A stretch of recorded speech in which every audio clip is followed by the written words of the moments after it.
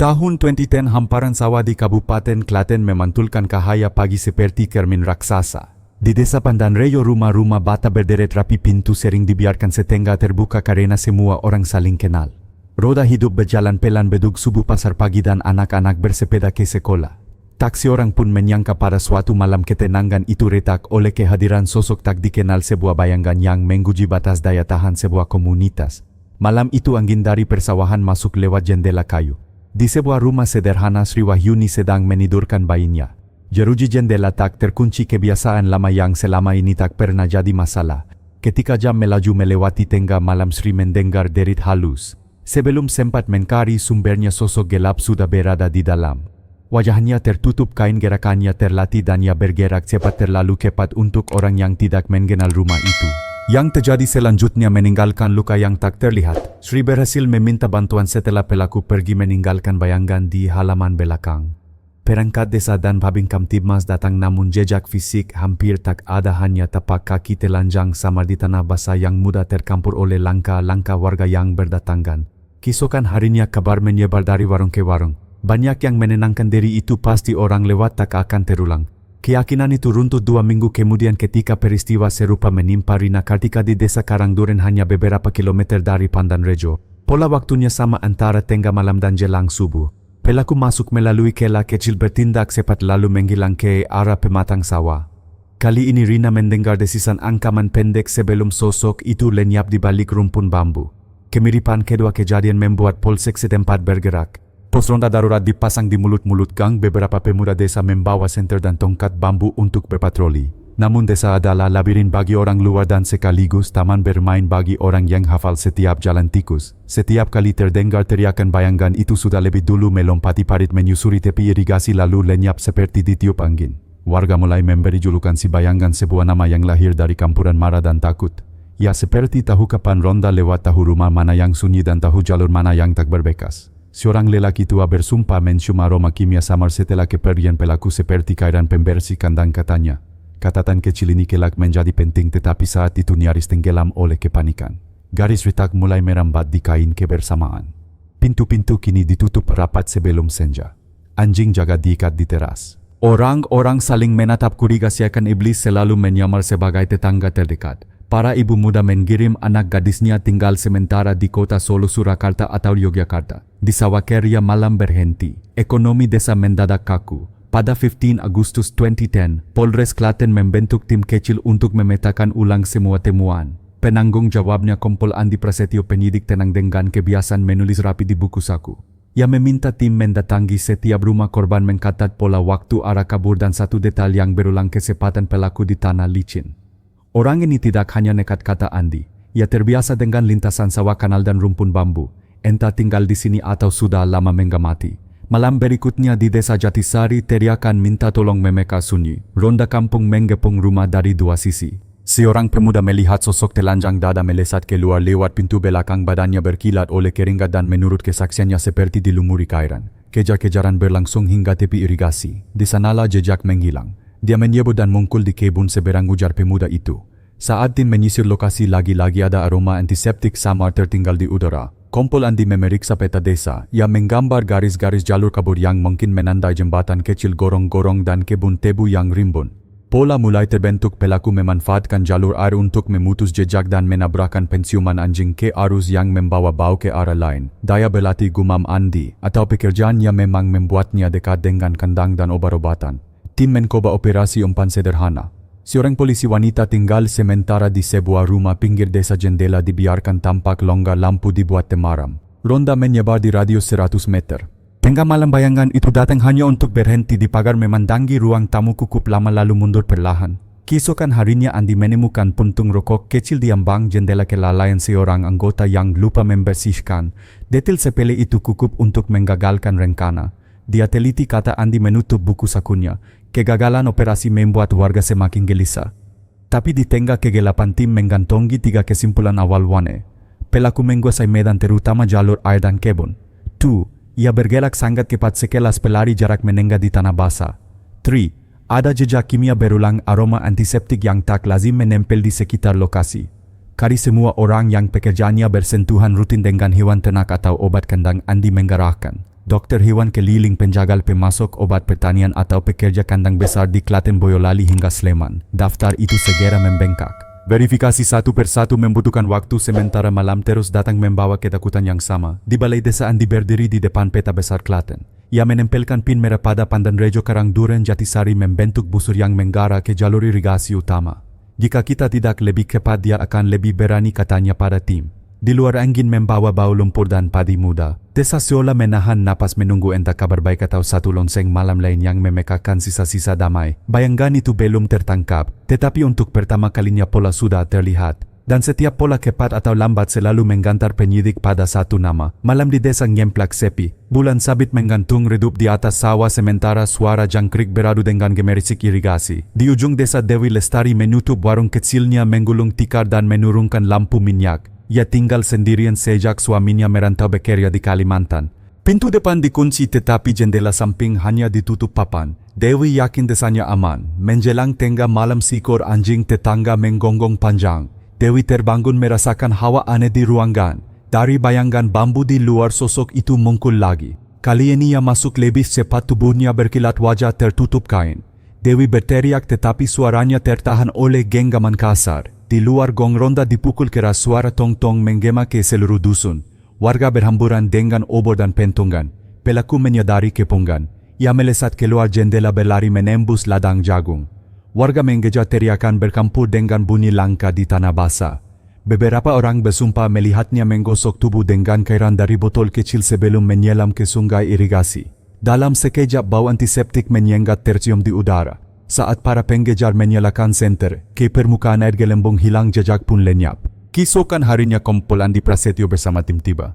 Mereka menandai titik masuk jalur kabur dan tempat terakhir warga melihat pelaku. Andi jongkok di tepi sungai mencium samar bau kimia. Ini bukan kebetulan, gumamnya. Ia menggunakan cairan untuk menipu anjing pelakak. Ia menkata dalam buku saku kemungkinan pekerjaan terkait obat hewan atau pertanian. Di balai desa ketegangan memuncak. Para ibu duduk rapat, wajah pucat. Seorang pemuda berkata lantang, kita tidak bisa hanya menunggu polisi. Kita harus berjaga sendiri. Namun Andi mengingatkan, kalian berani tapi orang ini sudah terbiasa dengan jalur sawah. Jangan hadapi sendirian. Biarkan kami yang menyusun rencana. Beberapa hari kemudian sebuah rapat darurat digelar di Polres Klaten. Peta besar terbentang pin merah menandai Pandanrejo, Karangduren, Jatisari, Ngemplak. Pola ialah semua lokasi berdekatan dengan saluran irigasi utama Bengawan Solo kecil. Artinya pelaku menjadikan air sebagai sekutu. Dia memanfaatkan sungai seperti jalan tol pribadi, kata Andi. Tim memutuskan memperluas operasi. Setiap malam polisi berpakaian preman ditempatkan di gubuk-gubuk pinggir sawah. Kamera sederhana dipasang di beberapa titik. Sementara itu daftar orang yang berhubungan dengan obat kandang mulai dipersempit. Dokter hewan keliling, penjual desinfektan, pekerja kandang sapi perah di Boyolali. Satu persatu diperiksa alibinya. Namun bayangan itu tak berhenti. Malam the 20th of September 2010 di desa Karangduren ia kembali muncul. Kali ini korban berhasil melawan keras hingga menimbulkan suara gaduh. Warga berhamburan, pelaku lari dengan luka gores di lengannya. Di jalan tanah beberapa tetes darah ditemukan. Bagi Andi ini adalah kela pertama. Darah segera dikirim ke laboratorium forensik Semarang. Walau hasil DNA membutuhkan waktu, setidaknya kini mereka memiliki bukti fisik. Kabar menyebar bahwa si bayangan terluka. Warga sedikit lega tapi juga khawatir jika ia merasa terdesak bisa saja tindakannya lebih brutal. Andi menatap peta lagi malam itu. Jarum jam melewati pukul 12, kopi di kangkirnya sudah dingin. Ia menulis catatan terakhir, bayangan tidak lagi sekadar pelaku akak. Dia adalah pemburu, dan kita sedang menjadi buruannya. Hujan turun deras di desa Jatisari malam itu. Sawah berubah jadi lautan lumpuh, jalanan desa licin. Warga berdiam di rumah, hanya suara air menimpa genteng yang terdengar.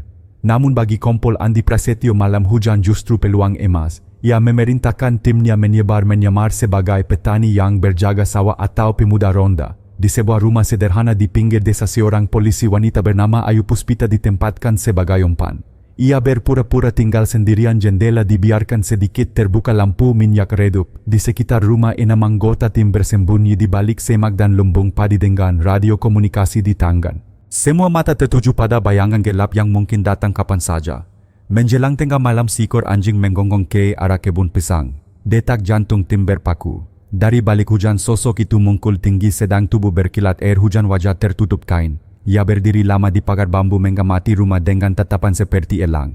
Ayu berusaha tetap tenang pura-pura membaca buku di bawah cahaya lampu. Tiba-tiba sosok itu melangkah mendekat. Radio di tangan Andi bergetar, target bergerak. Seluruh tim menahan napas. Tinggal beberapa langkah lagi perangkap akan ditutup. Namun di detik terakhir pelaku berhenti. Matanya menyapu ke sudut meja dekat jendela. Di sana puntung rokok basah tertinggal kelalaian kecil seorang anggota. Bayangkan itu kaku sejenak lalu perlahan mundur. Tak satu suara pun ia keluarkan, hanya tatapan curiga sebelum tubuhnya melebur bersama kegelapan hujan. Tim berhamburan mengejar menyisir kebun dan parit tetapi tak menemukan apa-apa. Lagi-lagi ia lenyap seperti ditelan bumi. Keesokan paginya Andi menatap puntung rokok itu dengan wajah muram. Satu kesalahan kecil satu malam sia-sia katanya. Ia tahu betul lawan mereka bukan sekadar nekat. Ia adalah penggamat ulung sabar dan penuh perhitungan. Setiap detail kecil bisa mengungkapkan perangkap. Di balai desa rasa frustasi kian menumpuk. Warga kehilangan kepercayaan. Kalau polisi pun tak bisa menangkap siapa yang bisa, tanya seorang bapak dengan nada getir. Para ibu mulai melarang anak gadis keluar malam, bahkan ke warung sebelah pun harus ditemani. Suasana desa berubah muram seperti hidup di bawah bayang-bayang tak kasat mata. Andi menulis laporan ke Polres Klaten menekankan 3 hal. 1. Pelaku memiliki insting pengintai peka terhadap hal sekecil apapun. 2. Ia menggunakan hujan dan lumpur sebagai pelindung jejak. 3. Mentalnya tidak lagi sekadar pelampiasan, ia sedang menikmati permainan kucing dan tikus. Malam-malam berikutnya patroli semakin diperketat. Namun di sela ronda warga mulai mendengar bisik-bisik mistis bahwa si bayangan bukan manusia biasa melainkan makhluk halus yang bisa menembus air dan kabut. Ada yang memasang sesaji di sudut sawah berharap menenangkan roh jahat. Andi menolak takayul. Ia yakin di balik bayangan itu hanyalah seorang manusia berdarah daging sekalipun cerdik dan licin. Namun ia juga tahu jika penyelidikan tak segera berhasil, rasa takut akan menggalakkan logika masyarakat. Di dalam buku catatannya ia menulis satu kalimat pendek, kami tidak sedang memburu hantu. Kami memburu seseorang yang tahu cara jadi hantu. Akhir September 2010 udara di desa Karangduren terasa berat. Hujan baru saja reda meninggalkan lumpur di pematang. Warga masih membicarakan kegagalan operasi jebakan beberapa minggu lalu. Meski begitu Kompol Andi Prasetyo tidak menyerah. Ia menugaskan tim melakukan patroli lebih rapat khususnya di jalur dekat irigasi. Malam itu Siti Rama, seorang janda muda, sedang menidurkan anaknya. Angin malam bertiup membawa bau padi basah. Sekitar pukul 1 dini hari suara krek dari jendela kayu terdengar. Sosok itu muncul lagi. Wajah tertutup kain, tubuh berkilat, langkahnya cepat. Rahma menjerit berusaha melawan. Tangannya meraih kendi tanah liat dan memukul lengan pelaku. Benturan keras membuat kain penutup bergeser sejenak tapi hanya menampakkan garis rahang dan mata tajam. Teriakan Rama mengguncang desa. Ronda kampung berlari sambil menabuh kentongan. Bayangan itu kabur lewat pintu belakang melompat ke pematang sawah. Kali ini jejak darah tertinggal di tanah liat. Warga mengejar dengan obor tapi hujan rintik kembali turun membuat lumpur menelan setiap tapak. Ketika tim Andi tiba mereka segera mengamankan lokasi. Beberapa tetes darah dikumpulkan dengan kapas steril. Ini bukti nyata pertama, ujar Andi sambil mengangkat plastik berisi sampel. Darah itu dikirim ke laboratorium forensik Semarang. Hasilnya memang belum segera keluar tetapi seketika harapan muncul. Keesokan harinya suasana desa gaduh. Orang-orang berkumpul di balai membicarakan perlawanan Rahma. Banyak yang kagum keberaniannya namun juga khawatir jika pelaku merasa terpojok ia bisa semakin brutal. Seorang pemuda bersuara kalau darahnya ketahuan dia pasti takut kembali. Tetapi Andi menatap serius orang ini tidak mengenal takut. Ia mungkin justru merasa tertantang. Malam-malam berikutnya desa seperti hidup dalam siaga. Semua pintu ditutup rapat, lampu minyak menyala sampai pagi. Di jalan pos ronda menyalakan api unggun, asapnya menjulang seperti simbol perlawanan. Namun meski penjagaan ketat, bayangan itu tetap menghilang tidak terlihat selama beberapa hari. Bagi sebagian warga ini pertanda baik. Tetapi bagi Andi justru sebaliknya. Dia sedang mengintai lagi, katanya kepada asistennya Bribka Yoko. Setiap kali ia berhenti itu artinya ia sedang mempersiapkan sesuatu yang lebih besar. Tim penyidik meneliti ulang peta menandai tempat di mana darah ditemukan. Pola semakin jelas, semua lokasi berhubungan dengan alur Bengawan Solo kecil. Aliran air itu tampak seperti nadi yang menghubungkan setiap desa dan pelaku menjadikannya jalur kabur yang sempurna. Andi menutup bukunya malam itu dengan catatan singkat, darah di tanah adalah tanda. Bukan hanya kelemahan pertama tapi juga bukti bahwa ia nyata bukan bayangan gaib. Awal Oktober 2010 desa Pandan Rejo diselimuti kecemasan. Sejak ditemukannya jejak darah di Karangduren, warga yakin si bayangan terluka. Namun keyakinan itu tidak membuat mereka tenang. Justru rasa takut meningkat, pelaku bisa saja lebih beringas bila merasa terpojok. Malam Jumat langit gelap tanpa bintang. Ronda desa menyalakan api unggun di perempatan, asapnya membumbung ke langit. Anak-anak dipaksa tidur lebih awal, pintu rumah dikunci berlapis. Kompol Andi Prasetyo dan timnya berpatroli bergantian menyamar sebagai petani yang menjaga lumbung. Sekitar pukul 12 suara gaduh terdengar dari rumah Ayu Puspita, korban yang sebelumnya selamat. Kali ini bayangkan itu berani kembali. Ia masuk lewat jendela samping, namun Ayu melawan senggit. Kursi kayu terjatuh KKPK. Tetangga berlari keluar, kentongan dipukul keras. Pelaku panik melompat ke jalan tanah. Ia berlari ke arah sawah, tetapi salah satu anggota tim Bribka Joko berhasil mendekat. Mereka sempat berhadapan di tepi irigasi. Dalam cahaya lampu senter terlihat jelas tubuh pelaku dilumuri cairan menebarkan bau antiseptik yang menyengat. Berhenti, teriak Joko. Namun bayangkan itu justru melempar segenggam tanah basah ke wajahnya lalu menyelam ke sungai kecil. Gelombang air beriak lalu sunyi. Ketika tim menyorotkan senter, tak ada lagi tanda. Sekali lagi ia lenyap. Ayu ditemukan dengan luka di lengan tapi selamat. Warga berkumpul di rumahnya, wajah-wajah penuh amarah dan takut. Berapa lama lagi, bisik seorang ibu. Andi berdiri di depan mereka, suara tegas, dia manusia, dan manusia selalu meninggalkan jejak. Kita hanya perlu bersabar dan yeli. Hari-hari berikutnya tim menyisir setiap kandang sapi, setiap toko obat pertanian di Klaten. Daftar tersangka mulai dipersempit. Nama-nama tertentu muncul berulang, terutama mereka yang bekerja sebagai dokter hewan keliling atau penjual desinfektan. Andi yakin lingkaran semakin mengecil, namun si bayangan tidak tinggal diam. 2 minggu setelah insiden Pandan Rejo, ia kembali menyerang, kali ini di desa Jatisari menargetkan seorang nenek tua. Tindakan ini menunjukkan bahwa pelaku tidak lagi memilih korban muda. Ia ingin menunjukkan kekuasaannya menebak teror tanpa pandang usia. Kompol Andi menatap peta di dinding posko. Jarum-jarum merah membentuk lingkaran seolah menggepung jantung Klaten. Dia semakin berani, gumamnya. Semakin dekat kita, semakin ia menantang. Malam itu di buku catatan ia menulis, ini bukan hanya pencarian pelaku. Ini perang psikologis. Jika kita lengah, dasar akan kalah sebelum pelaku tertangkap. Pertengahan Oktober 2010, suasana di Klaten semakin mencekam. Sejak serangan terakhir terhadap seorang nenek di Jatisari, warga percaya bahwa si bayangan tidak lagi memilih korban secara akak. Ia ingin menunjukkan kekuasaan, menebar rasa takut di setiap sudut desa. Kompol Andi Prasetyo menyadari pola itu. Ia mengumpulkan peta besar menandai semua lokasi kejadian Pandan Rejo, Karangduren, Jatisari, Gemplak. Garis merah membentuk setengah lingkaran menggitari jalur irigasi. Ini bukan kebetulan, kata Andi di hadapan tim. Dia bergerak seperti serigala menggitari wilayah perburuannya. Untuk pertama kalinya Polres Klaten meminta bantuan ke provinsi. 2 anjing pelakak dari Semarang dikirim. Harapan warga kembali menyala. Malam itu patroli dilakukan dengan strategi baru. Anjing di depan, tim membentuk lingkaran di belakang. Sekitar pukul 1 dini hari, gong ronda kembali berdentum dari desa Pandan Rejo. Anjing menggonggong keras menarik tim ke arah kebun tebu. Sosok itu terlihat melintas cepat lalu menghilang di parit. Anjing terus menyelak mengejar jejak, namun tiba-tiba berhenti. Bau yang tadinya kuat mendadak hilang. Andi jongkok mencium tanah. Aroma antiseptik menusuk hidung. Dia menaburkan cairan untuk menggakaukan penciuman jelasnya. Anjing menggeliat gelisah kehilangan arah. Pelaku sekali lagi berhasil lolos. Kabar bahwa anjing pun gagal membuat warga makin takut. Bisikan mistis menyebar bahwa si bayangan kebal bisa menipu hewan bahkan tidak terlihat di cermin. Beberapa orang tua mulai menyalakan dupa di halaman berharap mengusir roh jahat. Namun Andi menolak menyerah pada takhayul. Ia tahu bahwa antiseptik bukanlah sihir melainkan kunci. Dia terbiasa dengan obat kandang, katanya. Pasti ada pekerjaan atau kebiasaan yang membuat tubuhnya selalu beraroma kimia. Di posko daftar tersangka dipersempit lagi. Nama-nama dari kalangan penjual obat hewan keliling mulai menonjol. Beberapa di antaranya sering terlihat malam hari membawa tas berisi botol cairan. Tim mulai mengawasi diam-diam, mencatat pergerakan mereka. Malam demi malam berlalu, warga hidup dalam kemas. Produksi padi terhenti karena para petani enggan keluar malam. Pasar sepi, warung kopi lenggang. Bukan hanya tubuh yang ia sakiti, kata seorang tokoh desa, tetapi juga jiwa seluruh kampung. Andi menutup buku catatan dengan satu kalimat, setiap lingkaran teror ada pusatnya. Dan kita sedang semakin dekat ke pusat itu. Akhir November 2010, desa-desa di Klaten hidup dalam ketegangan panjang. Serangan demi serangan membuat masyarakat hampir putus asa. Namun bagi Kompol Andi Prasetyo inilah saat yang menentukan. Semakin lama ia bebas, semakin besar rasa percaya dirinya. Dan itulah kelahnya, kata Andi di posko. Malam itu tim penyidik membagi diri di 3 desa Pandan Rejo, Karangduren, dan Gemplak.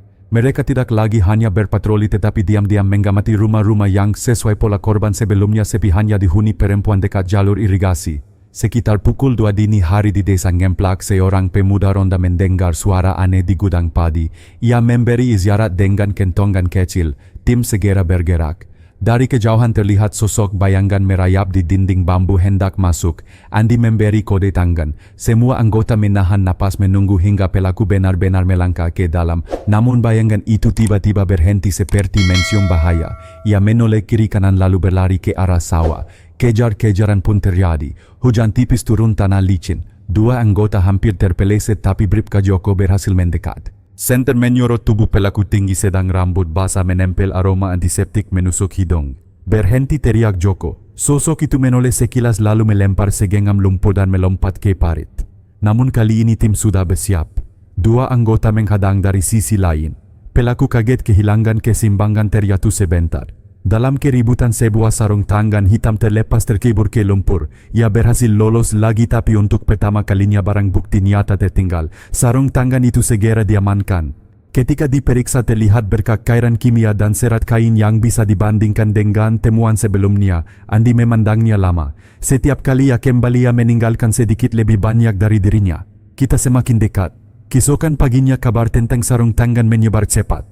Warga yang tadinya nyaris putus harapan kini menyalakan kembali semangat. Kalau ada bukti berarti ia bukan makhluk halus, kata seorang bapak di balai desa. Meski begitu Andi tetap berhati-hati. Ia tahu lawan mereka masih bebas dan bisa menyerang kapan saja. Malam itu ia menulis di catatan kecil titik balik sudah dimulai. Sekarang perburuan sesungguhnya akan dimulai. Kisah tentang bayangan di Klaten bukan sekadar catatan kriminal melainkan pengingat bahwa kejahatan sering bersembunyi di balik wajah yang tampak biasa. Dari sini kita belajar selalu waspada bahkan di lingkungan yang terasa aman sekalipun. Solidaritas masyarakat adalah benteng terkuat. Ketika warga saling mendukung, ancaman sebesar apapun bisa dihadapi bersama. Percaya pada keadilan, sekerdik apapun pelaku ia akan meninggalkan jejak dan pada akhirnya akan mempertanggungjawabkan perbuatannya. Pesan ini relevan bagi kehidupan sehari-hari. Jangan lengah, jangan abai dan jangan pernah menyerah pada rasa takut. Jika Anda merasa kisah ini memberi pelajaran berharga maka tekan tombol like sebagai bentuk dukungan. Bagikan video ini agar semakin banyak orang dapat belajar. Dan yang terpenting subscribe channel ini supaya Anda tidak ketinggalan kisah-kisah nyata penuh ketegangan di mana kebenaran akhirnya selalu terungkap.